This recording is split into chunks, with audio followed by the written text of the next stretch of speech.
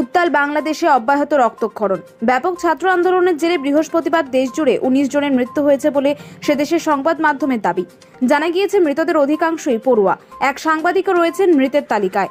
দেশের প্রশাসন সূত্রে খবর, কোটা বিরোধী আন্দোলনে এখনো পর্যন্ত 25 জনের মৃত্যু হয়েছে।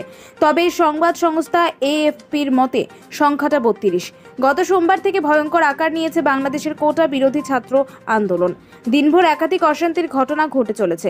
আক্রান্ত সংবাদ মাধ্যমও। সূত্রের খবর, একটি টেলিভিশন চ্যানেলের সম্প্রচার বন্ধ করা হয়েছে জোর করে।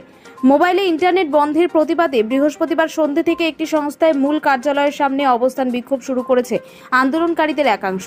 পরিস্থিতি সামাল দিতে গুলি চালানোর অভিযোগও উঠেছে পুলিশের দিকে। ছাত্রছাত্রীদের সঙ্গে সংঘাতে জড়াচ্ছে শাসক দল আওয়ামী লীগের নেতাকর্মীরাও। লাগাতার এই ঘটনায় আহত হয়েছেন বেশ কিছু পুলিশ কর্মীও। দ্রুত শান্তি বাতাবরণ তৈরি হোক বাংলাদেশে, স্বাভাবিক ছন্দে ফিরুক আমাদের প্রতিবেশী